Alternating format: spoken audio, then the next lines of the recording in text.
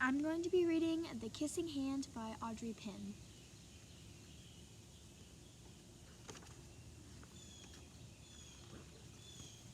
Chester Raccoon stood at the edge of the forest and cried. "I don't want to go to school," he told his mother. "I want to stay home with you. I want to play with my friends and play with my toys, read my books and swing on my swing. Please, may I stay home with you?"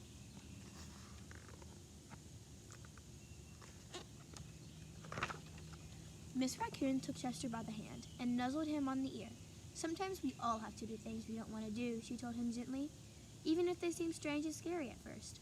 But you will love school once you start."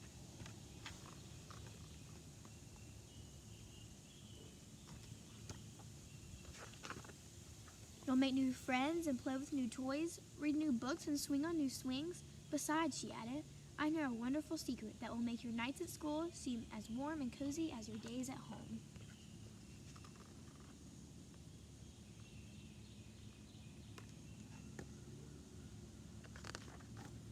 Chester wiped away his tears and looked interested. "A secret? What kind of secret?" "A very old secret," said Miss Raccoon. "I learned it from my mother, and she learned it from hers. It's called the kissing hand." "The kissing hand?" asked Chester. "What's that?"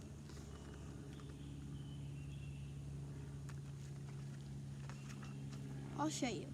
Miss Raccoon took Chester's left hand and spread open his tiny fingers into a fan. Leaning forward, she kissed Chester right in the middle of his palm. Chester felt his mother's kiss rush from his hand, up his arm and into his heart. Even his silky black mask tingled with a special warmth.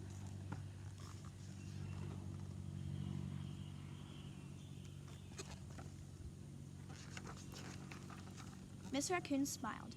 "Now," she told Chester, "whenever you feel lonely and need a little loving from home, just press your hand to your cheek and think, 'Mommy loves you. Mommy loves you.' And that very kiss will jump to your face and fill you with toasty, warm thoughts."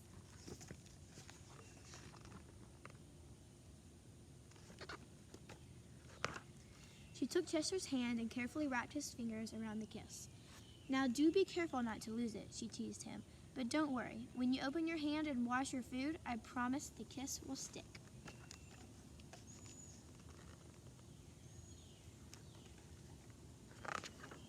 Chester loved his kissing hand. Now he knew his mother's love would go with him wherever he went, even to school.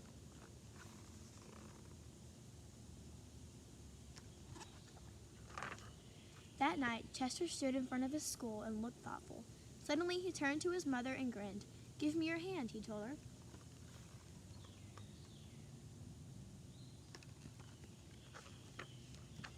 Chester took his mother's hand in his own and unfolded her large, familiar fingers into a fan.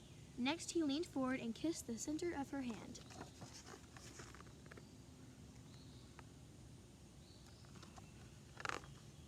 "Now you have a kissing hand too," he told her, and with a gentle goodbye and an "I love you," Chester turned and danced away.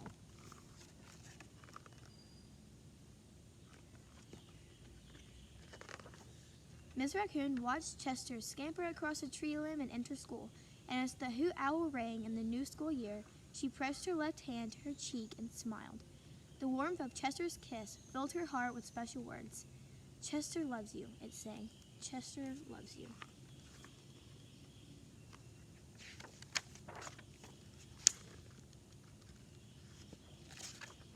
I love you. And that's The Kissing Hand by Audrey Penn.